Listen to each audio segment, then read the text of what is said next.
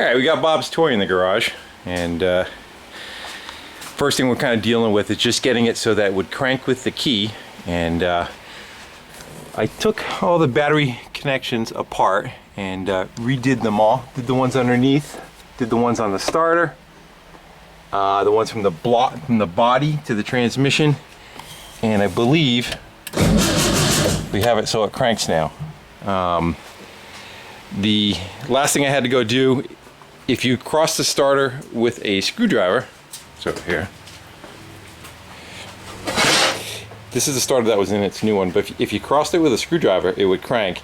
But if it took the signal from the key, it wouldn't go. I used a jumper switch. It's around here somewhere. Anyway, just a jumper switch, and I jumped those 2 points, and it's still the same thing. It would not crank with the jumper switch. So I ended up taking the starter that I took out of Krusty, and when it had a 6-volt motor in it, and I ended up putting that in there, and it came to life, and now it does crank with the key. So now I'm going to go set up, and I put some gas in it, and we're going to go see if we can go get it to fire, and see if we get it back to running condition. And after we get it to run, it'll be chasing charging system and chasing all the demons that are in it. So let's go get on that. Alright, so I got the camera kind of set up, and I'm going to try doing, all I did is put gas in the tank. It was there's a pickup tube that holds up about maybe 1.5 inches above the tank, and the fuel line was level with it, so I dumped another gallon in it. So I have a feeling it's probably starving for fuel, and I'm not going to get into the throttle linkage and everything yet. I will, but we're going to see if we can just get it back to running. So my new partner in crime is going to hook me up with turning the key while I screw with the carb and see if we can get the fire over. You want to go give her, go give her.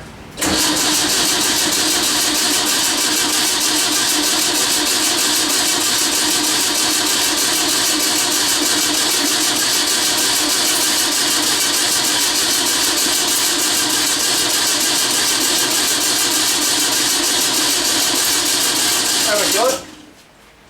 Yeah, I probably tried dumping a little fuel in it. Hey guys, we're going to shut you off for 1 second. I got to get some fuel to prime it with.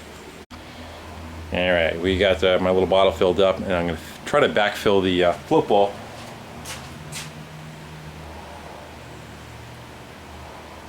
Get some fuel. Alright, I know Bob took this carb apart, and dribbled down, and put a carb kit in it. But I haven't taken it apart yet, so we're going to try to give her a fire now. I'm going to give her a shot.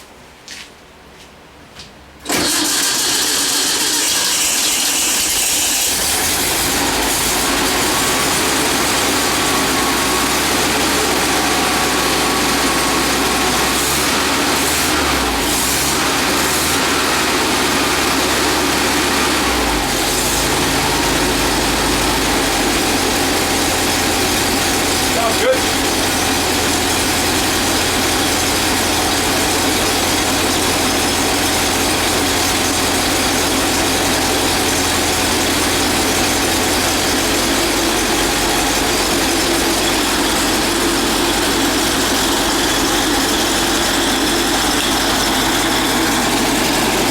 Got to back up and run it and start from the key. The next thing we want to try to address is the fact that we're not charging, so we're going to start looking into that and see what we can go find.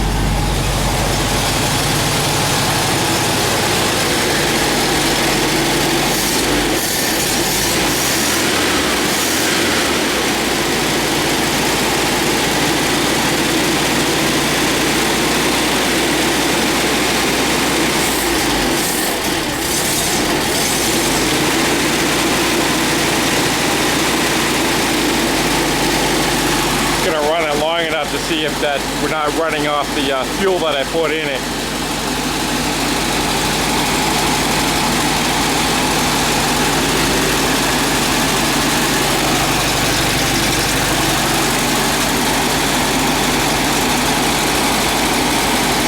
Alright, that's good enough for me. Go work on the charging system. I don't know if you can hear me. Took the voltage regulator off and I fired it manually. When I fired it manually, the light went out. I'm going to go put a meter on it and see if we actually are charging. Yeah, you want to go rev that up for a second? I think we're charging. I'm gonna rev it up. Alright. I'm gonna shut it off.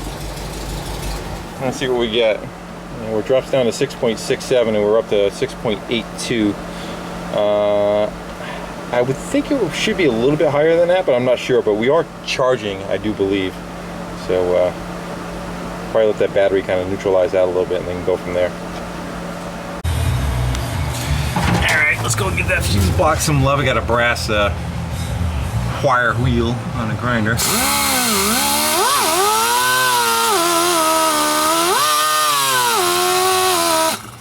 Get the top ones.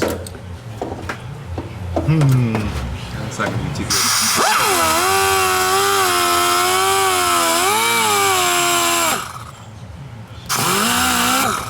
Think that's live?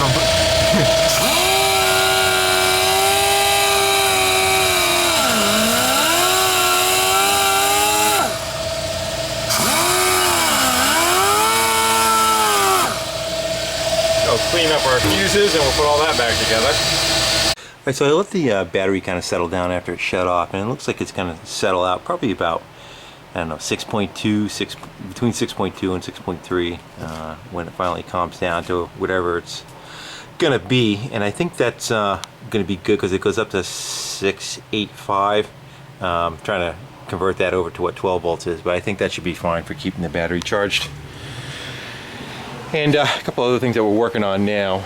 One is, you saw I just kind of cleaned out the fuses. I want to make sure everything electrical, so I'm starting to chase now. So I popped all the fuses out. That fuse isn't sitting right. And cleaned them up, put some grease on them to keep them from going.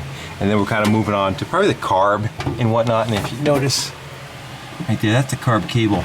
But the jacket is broken free from the actual switch. And unfortunately this cable is not available, so I'm going to have to come up with some kind of solution to fix that. What I think I might do is try making a bracket from here down to the tunnel and support the cable right there so that it will stay in place so the choke will work. So, and then the rest is getting like the semaphores working, and I don't know if you want to grab that front wheel and rock that front wheel while I'm looking. And the other thing that we know we need to deal with was, I know the front end's really sloppy on this. You can see the first level of the tire, how much the tire's moving. Alright, and if you look at it, what you're seeing is it's all right at where the kingpin itself is. You know, this is stationary and the whole backing plate and everything is moving. Oh, the camera's picking that up. You guys see that? Yeah. So it's going to need a kingpin set. These are the link pins. This is the kingpin. So they're going to need to rebuild. That's why this thing is sloppy going down the road. Why don't you rock it from side to side? We'll look at the tie rod assembly. That's fine. Yeah, I don't think there's any issue there. I think it's just, it's because this is all sloppy when it's going down the road.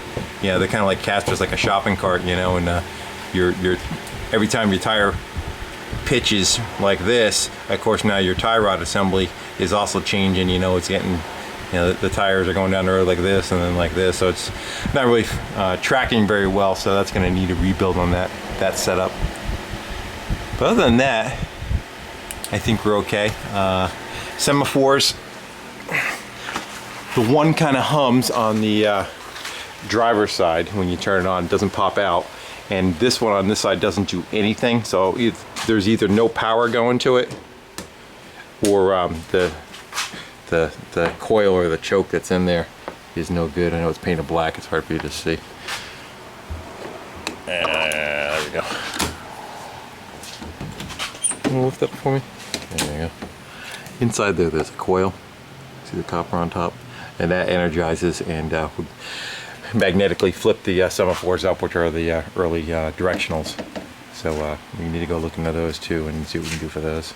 So, all right, we're going to continue on, see if we can do some work on that choke cable, maybe do the carb and throttle, and try to get all that kind of squared away so you can hop in and go, and maybe we can put it up and down the driveway and see how it drives.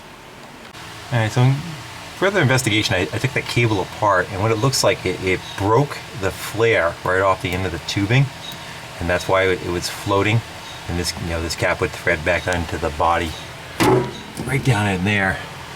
But so that's broke, and now the flare pulled right out, and the cable's not working. But I took a look at the other end of it,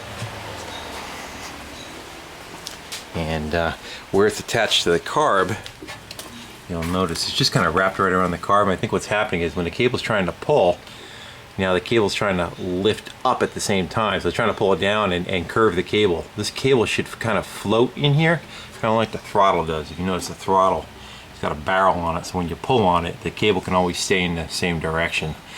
So what I'm thinking I'm going to try and do is I'm going to take this off. It's a single wire. Unfortunately, I have to pull that whole assembly all the way out, and the only bad part is if I can't get that wire back in, then this cable is junk.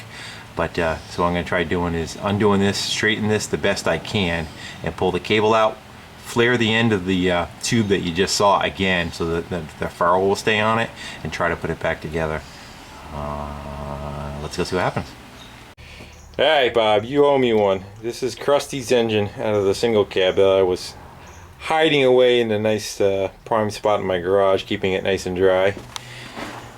But you need carburetor parts, and this is your same carburetor and the same pieces. So we're going to unbolt this carburetor and bring it in the garage and see if we can make one go 1 out of 2. But you owe me parts. Alright, that's Bob's carburetor, and that's the one off the my motor. And if you look at the linkage setup on this, is the choke up here, throttle plate down here. When you go to hit the throttle, actually when you hit the choke rather, what it was doing was it was slowing the throttle down and stalling it instead of accelerating it. If you look at this one, you see the rod's on the other side of it, so when you turn the choke on, it advances the throttle and lets it rev up a little bit when it's on the cold side.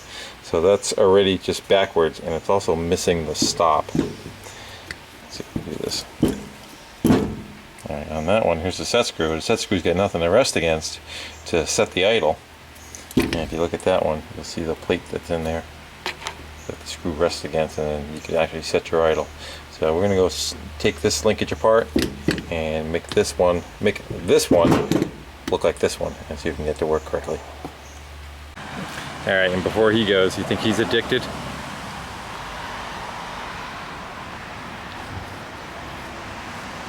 Oh no, he doesn't have it bad.